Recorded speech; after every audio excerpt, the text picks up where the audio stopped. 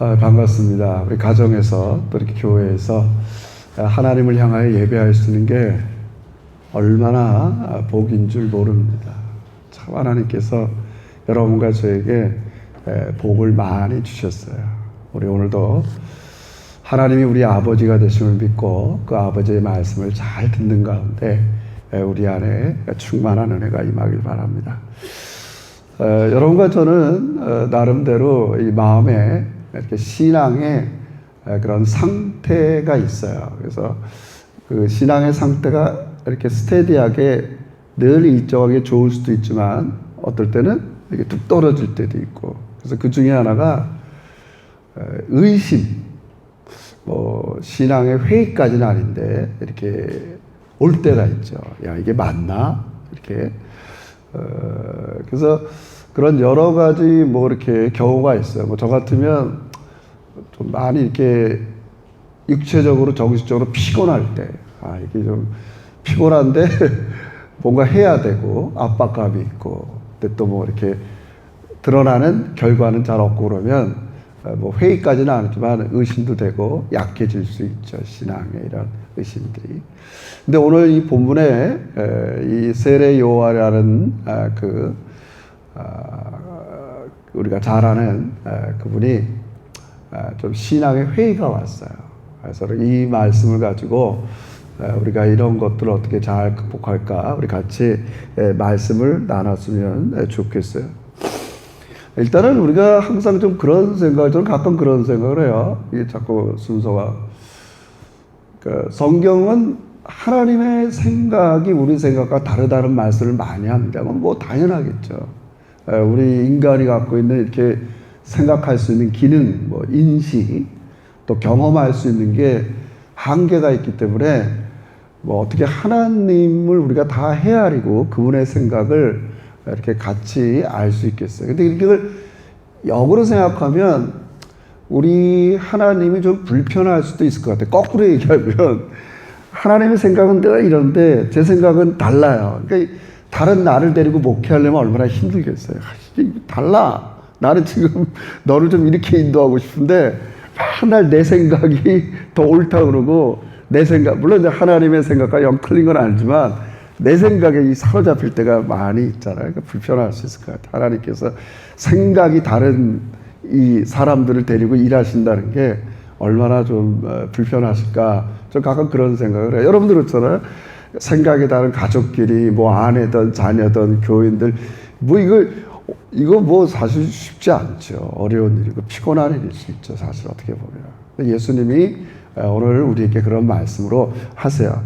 여러분이 잘 아는 것처럼 세례 요한이 지금 자기의 제자들을 보내서 이런 신앙적 의심, 회의, 제가 거듭 말했지만 우리의 신앙 상태는 항상 일정하지 않아요. 이런 회의가 올 수 있고 의심이 올 수 있겠죠. 그래서 오늘 세례 요한이 가졌던 의심은 바로 이겁니다. 우리 한번 2절을 한번 같이 읽어봤으면 고맙겠습니다. 2절 같이 읽어봅시다. 시작. 요한이 옥에서 그리스도께서 하신 일을 듣고 제자들을 보내어 3절 시작. 예수께서 여짜오되, 예. 자, 지금 세례 요한이 이제 옥에 잡혔어요. 열심히 말씀을 증거하다가 그 헤로다의 미움을 받고 지금 감옥에 갇혀 있어요. 나중에 죽죠, 사실은. 가만히 옥에 있다 보니까 이상하다. 내가 그래도 하나님께서 나에게 주신 그런 말씀들을 내가 광야에 나가서 또 나름대로 열심히 사역했는데 지금 옥에 앉아 있단 말이에요. 뭐라고 질문하냐면, 옥에서 이제 자기 제자들 중에서 예수님의 제자가 된 사람도 있고 자기 제자들이 보고를 할 거 아니에요. 예수님이 무슨 일을 하시던, 그랬더니 막 그런 일을 하고 있어요. 들었어요. 옥에서 가만히 생각해 보니까 예수님이 지금 하고 있는 일과 자기가 기대했던 일과 좀 맞지 않는 부분이 있는 것 같아요. 그래서 우리가 세례 요한의 신앙을 어떻게 이렇게 평가할 수는 없지만 하여튼 일단 이 본문에서는 우리가 순수하게 이렇게 물어봐요. 요한이 여기서 그리스도께서 하신 일을 듣고, 그러니까 예수님이 하신 일을 듣고 이렇게 표현하지 않고 그리스도께서 하신 일을 듣고, 이 말은 그리스도로가 뭔지 다 알죠. 기름 부음 받은 자, 메시아, 하나님의 아들로서 이 땅을 구원하기 위해서 오신 메시아 그리스도로서 하신 일을 들었어요. 근데 그리스도로서는 이런 일을 해야 되는데 자기가 생각했던 그리스도 일과는 조금 달랐던 것 같아요. 생각이 달랐던 것 같아요. 들었단 말이에요. 그래? 그분? 그래서 당신이 오실 그입니까? 당신이 메시아 맞습니까? 그리스도 맞습니까? 그리스도께서 하신 일이 이거 맞아요? 그러니까 예수님께서 답을 하세요. 자, 어떻게 답을 합니까? 3절. 자, 여러분의 목소리를 읽겠습니다. 시작. 예수께 여쭤오되 오실 그이가 당신이 오니까 우리가, 자, 그러니까 예수님이 뭐라고 대답해? 시작. 예수께서 대답하여 이르시되 너희가 가서 듣고 보는 것을 5절 시작. 의인이 보며 못걷는 사람이 걸으며 나병 환자가 깨끗함을 받으며 못 듣는 자가 들으며 죽은 자가 살아나며 가난한 자에게 복음이 전파되라. 네, 지금 예수님은 그렇게 대답하셨어요. 예수님, 당신이 메시아로서 그리스도로서 하나님께서 종말의 마지막 때에 보내기로 한 하나님의 아들 맞아요? 그러니까 예수님께서 그래, 내가 지금 너에게 듣고 본 일을 그대로 전하는데, 우리 어떻게 제가 마태복음 쭉 했어요. 산상수훈을 뛰어넘어서 예수님의 치유사역, 기적 우리가 계속 공부했어요. 예수님께서 우리가 계속 공부한 대로 문둥병자, 나병 환자, 눈먼 자, 또 심지어 죽은 사람들 살리셨어요. 그리고 예수님께서는 중풍병자를 고치면서 단순히 중풍병만 아니라 뇌 죄사함, 우리 인간의 가장 깊은 곳까지 만지시면서 고쳐주셨어요. 이게 메시아로서 그리스도로서의 사역이라고 얘기했어요. 그래서 우리 성경의 마태복음 4장 또 9장에서 계속 그리스도의 사역의 핵심을 이렇게 얘기했어요. 한번 더 찾아봅시다. 4장으로 또 같이 넘어갑니다. 뭐 많이 찾은 건데 4장 23절 마태복음 안에 있는 거니까 이렇게 찾는 겁니다. 마태복음 4장 23절 시작. 예수께서 온 갈릴리에 두루다니사 그들의 회당에서 가르치시며 천국 복음을 전파하시고 백성 중에 모든 병과 모든 약한 것을 고치신. 자, 이게 메시아 그리스도로서의 사역이라는 거예요. 우리가 이게 축약해서 많이 쓰는 말로 치유하시고 가르치시고 복음을 전파하는 게 메시아 그리스도로서 하나님께로부터 보냄받은 자로서 해야 될 일이야. 그걸 가서 너희 스승 세례 요한에게 전하라 이렇게 얘기했어요. 그럼 왜 요한이 감옥에서 의심과 회의가 생겼을까요? 도대체 세례 요한은 어떤 메시아를 기대하고 있었겠어요? 그런 우리 마태복음 3장에 보면 답이 나와요. 한번 또 넘어갑시다. 조금만 오늘은 좀 찾겠습니다. 마태복음 3장 보세요. 3장 7절서부터 쭉 보면 뭐 시간이 없지만 7절만 더 읽어보겠어요. 3장 7절 같이 읽어봅시다. 시작. 요한이 많은 바리새인과 사두개인들이 세례를 받는 대로 오는 것을 보고 이르되 독사의 자식들아 누가 너희를 가르쳐 임박한 진노를 피하라 하더냐. 8절 한 줄만 시작. 그러므로 자 거기까지 얘기합시다.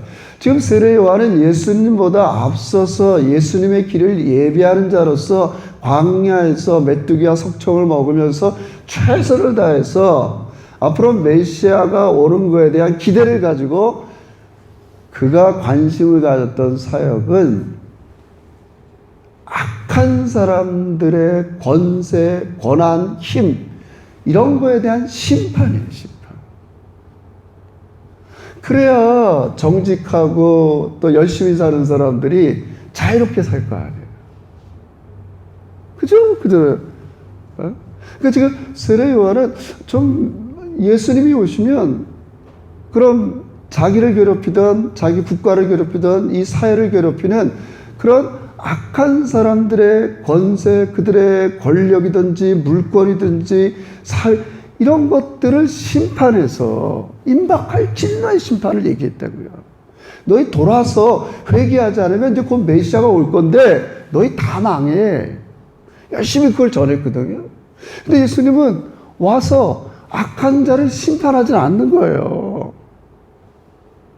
도리어 긍휼과 자비를 가지고 치유와 회복하고 계시는 거예요. 그 옥에 앉아있는 세례 요한이 마음에 의심과 회의와 답답함이 있겠죠. 틀린 건 아니지만 그래도 자기가 지금 주목하고 붙잡은 예수님에 대한 생각은 예수님은 이 긴박한 이 진노를 가지고 심판하셔야지. 우리 이스라엘 나라도 자유롭게 되고 나도 지금 이 감옥에서 자유롭게 될 거 아니야.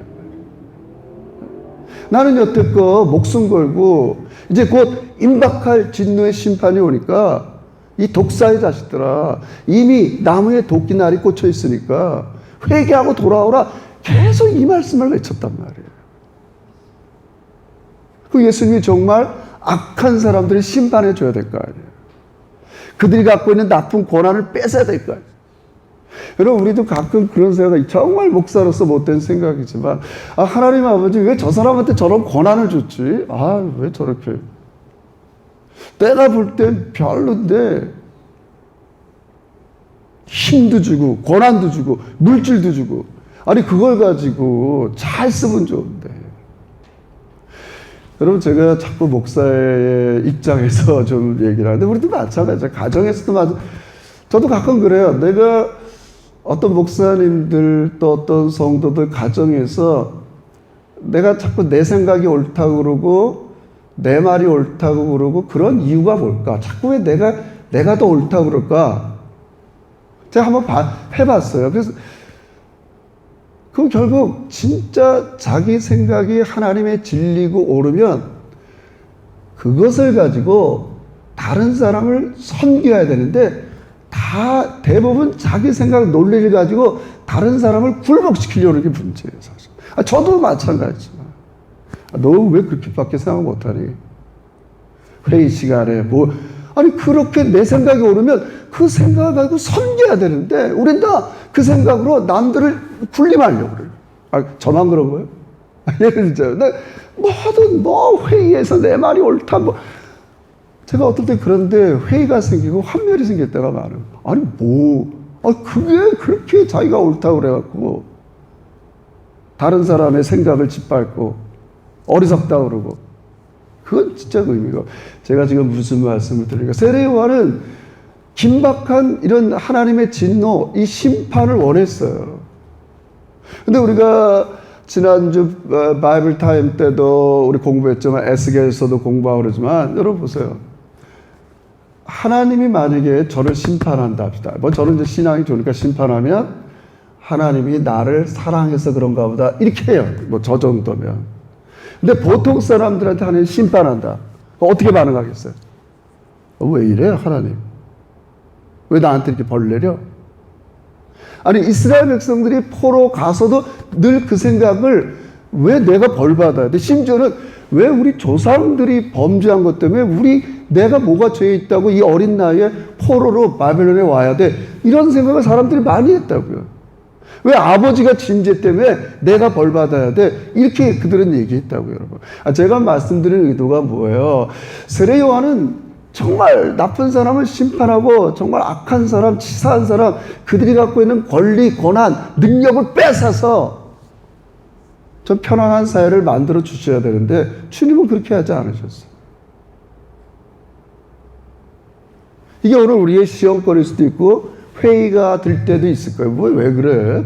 왜 하나님은 저런 사람들에게는 저렇게 복을 주셨나? 저런 은혜와 능력을 주셨나?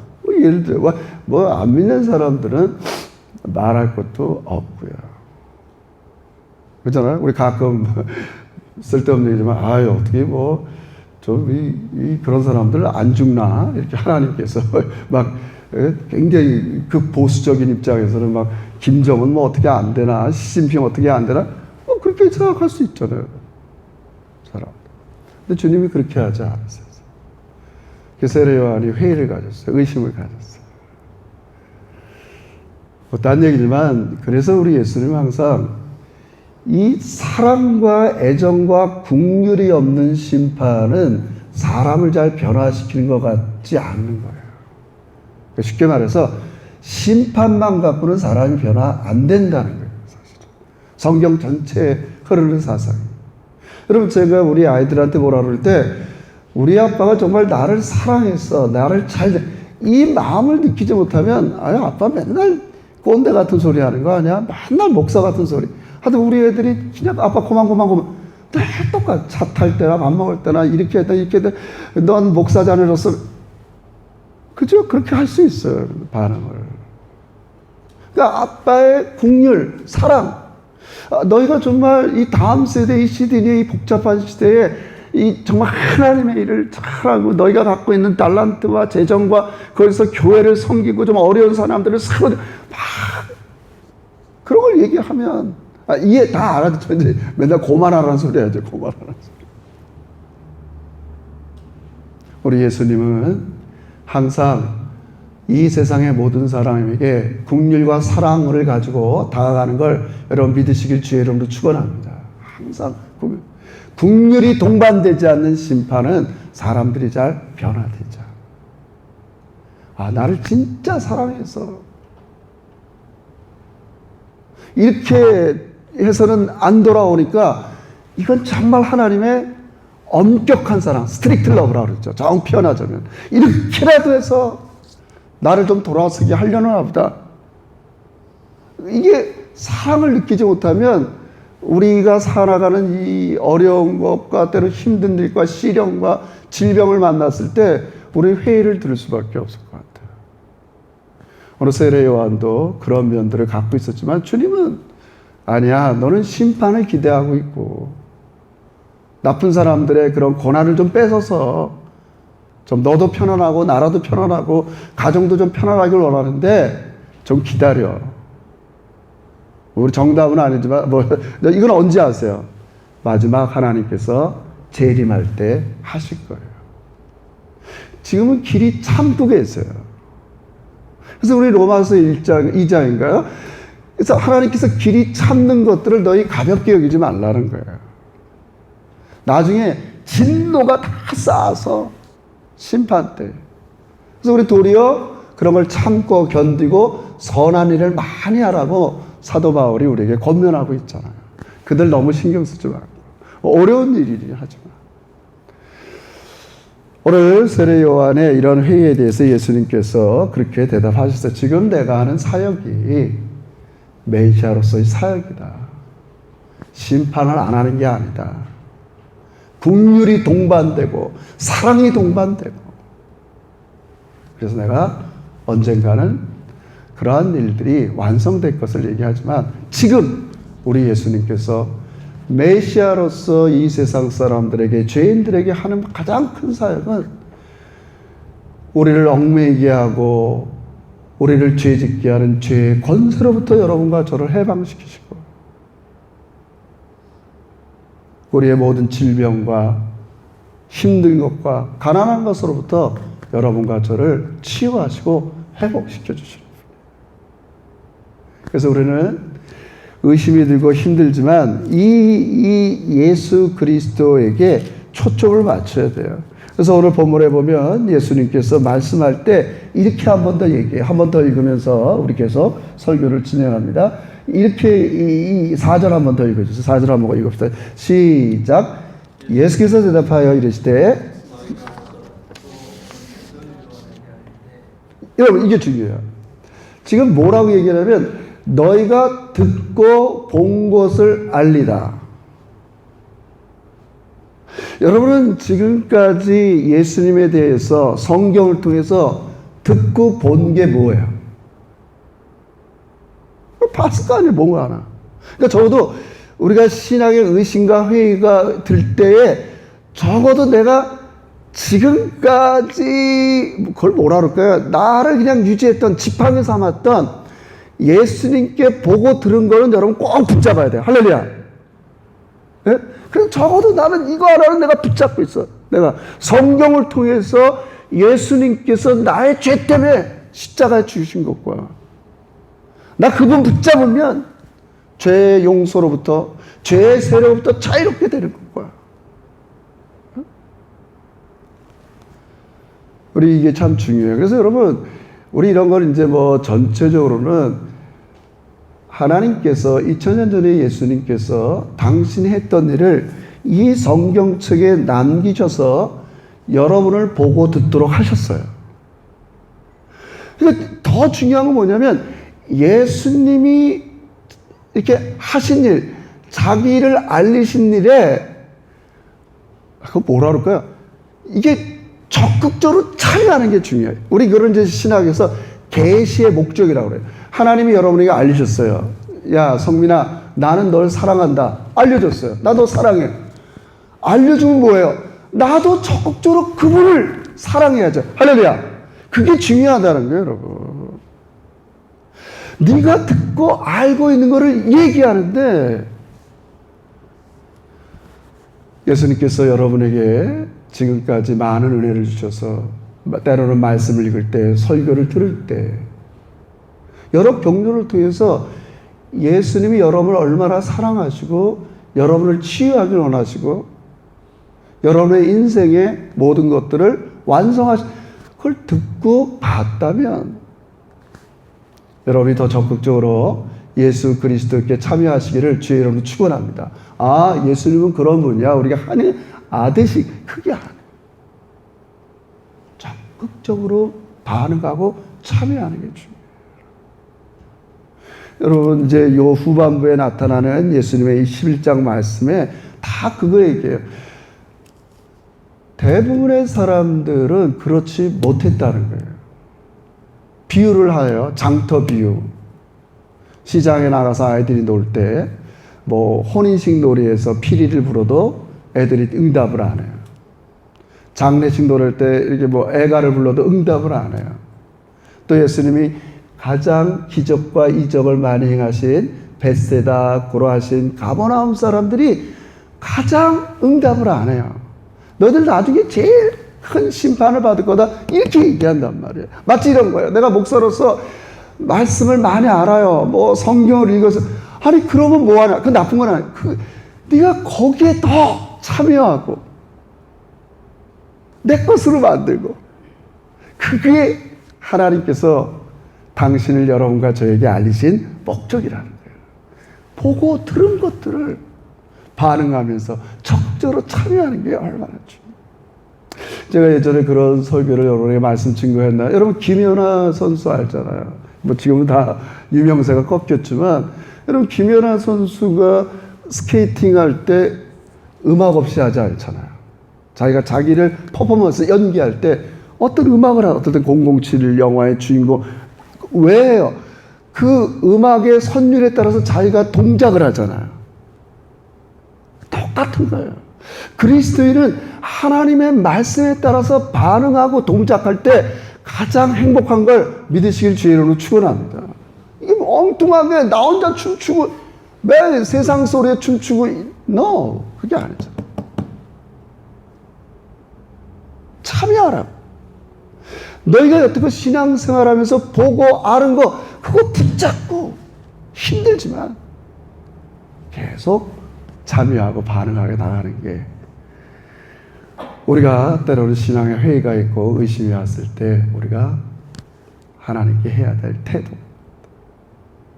여러분, 우리 예수님께서 요 11장 이렇게까지 오기까지 거의 하신 일은 다 치유하시고 미라클, 기적을 베푼 이유예요. 이렇게 알리시는 이유가 뭐겠어요? 제가 말했지만 그걸 좀 고상한 말로 이런 계시의 이유가 뭐예요? 목적이 뭐예요? 그 미닝이 뭐냐는 거예요. 우리 이제 이사야 말씀대로 하나님의 능력과 생각은 우리와 다르다는 거예요. 예를 들어서 뭐 제가 자주 쓰는 비유지만 베드로가 예수님의 제자로 부를 때 이제 너 사람 낚는 어부가 되려 할 때 예수님께서 이 밤이 맞도록 수고한 베드로에게 뭐라 그래요? 깊은 곳에 가서 던지라 그랬잖아요.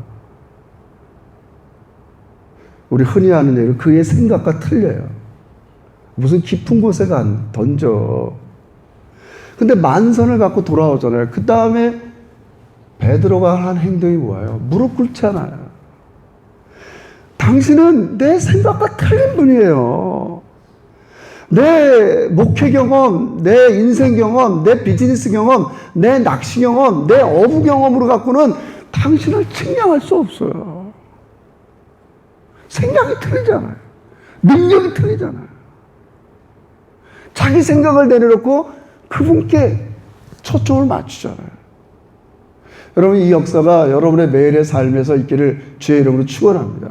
정말 주님의 생각과 능력은 우리의 기대, 상상 이상이에요, 여러분. 여러분의 생각대로 안 될 때 거기를 초점을 맞추지 말고 그걸 내리고 우리 다시 한번 자비가 많으시고 국률이 많으신 능력이 하나님께 초점을 맞추시기를 주의 이름으로 축원합니다. 여러분, 단순한 말씀이지만 그렇게 해보세요. 해보세요. 여기까지 나오기까지 수많은 나병 환자, 죽은 자들, 이런 사람들은 바보라서 그래요. 나병 환자가 무리에 가면 사람들한테 혼나지만 달려가는 거예요. 왜? 그분은 내 생각과 능력을 초월해서 그분은 사랑과 긍휼을 가지고 능력으로 나를 치유할 걸 믿기 때문에 그러는 거예요. 나가는 거야, 나가는 거야. 내가 몇 주 전에 했잖아요. 수로보니게 여인. 나 너 같은 이방인에게는 은혜 안 줘. 개에게 줄 거야. 나는 부스럭이라도 주세요. 달려나가잖아요, 여러분. 여러분의 삶에 정말 어떤 문제가 있던 능력 많고 국리는 많으신 예수님께 달려나가시길 주의 이름으로 축원합니다. 할렐루야. 여러분, 그냥 반응 없이 살아가면 우리께서 이 세상의 회의와 어려움에 잠겨 있을 수밖에 없어요. 오늘 주님께서 우리에게 도전을 주십니다. 얘들아, 내 생각은 너희 생각과 틀리다. 너는 지금 이 코로나 사태 이렇게 여러 가지 일들이 전문가들 찾아다니고 바이러스가 빨리 어떻게 백신이 이거 다 타당한 일이에요. 그래서 적어도 우리는 조금은 기대해야 돼. 하나님이 뭔가 판을 바꾸실래나 보다. 지금까지 이렇게 해서는 자꾸 보세요. 자꾸 이 세상이 악할 때마다 하나님이 계속 심판하시고 정화하셨으면 교회가 이렇게 약해지지 않을 수도 있을 거예요. 무슨 동성연애 이런 거 별의별 이럴 때마다 너희 그러면 안 돼. 그런 사람들이 즉시 죽고 무슨 마디그라 행사 이런 거 할 때마다 날벼락이 나타나고 그래 보세요. 여러분, 그러나 우리가 살고 있는 세상은 그렇게 되지 않아요. 점점 교회가 약해지고 그리스도인들이 점점 힘이 빠질 수 있어요. 지금의 우리 현실을 보면. 왜 좀 마땅히 심판할 사람, 그렇게 노골적으로 악을 저지르는 사람들은 하나님이 그렇게 싫어하는 죄라면, 하나님이 이렇게 동성애를 싫어하시고, 그렇게 악한 사람들 이런 걸 싫어하신다면 다 심판하시면 뭔가 이렇게 정리가 될 텐데, 지금 그렇게 안 하시잖아요, 하나님께서. 그래서 계속 교회는 더 위축되고, 우리는 여기에 좌절할 필요가 없어요. 하나님이 제일 싫어하는 게 하나님의 생각과 경륜과 그 능력에 초점을 맞추고 지금의 일 때문에, 지금의 현실 때문에 낙심하고 좌절하는 걸 하나님 싫어하세요. 하나님의 생각은 뭔가 이 세상을 새로운 판을 가지고 구원하시려고 하는 건데, 여러분, 이 기대가 있기를 주의 이름으로 축원합니다. 절대 그렇게 하지 않아요. 우리가 헛된 자만감을 가지시라는 말이 아닙니다. 우리의 생각과 경륜과 경험을 초월해서, 그러나 항상 긍휼과 사랑과 능력으로 이 세상을 또 여러분을 다스리는 걸 여러분 믿으시길 주의 이름으로 축원합니다. 그래서 우리는 우리의 자세를 해요. 저도 그래서 한때는 나중에 이게 요한복음 11장 12절의 해석인데 학자들마다 우린 그런 자세를 가져요.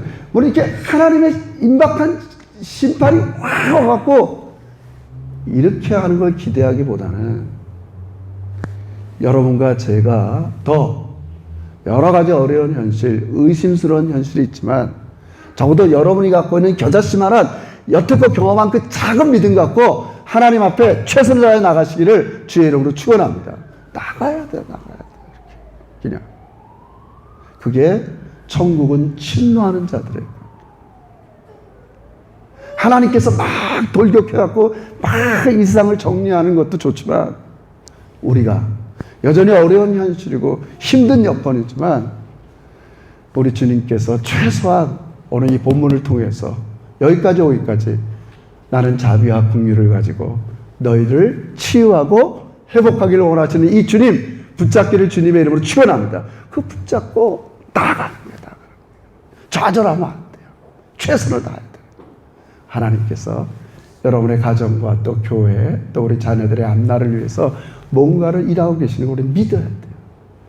그래서 우리는 처음부터 하나님께 우리의 모든 것들을 드리고 마지막까지 하나님께 맡기면서 오늘 여러분의 주어진 현실 속에서 오직 예수님께만 초점을 맞추고 여러분이 갖고 있는 작은 보고 들은 것 끝까지 의지하면서 하나님께 나아가 승리하는 여러분과 제가 되시기를 주의 이름으로 축원합니다.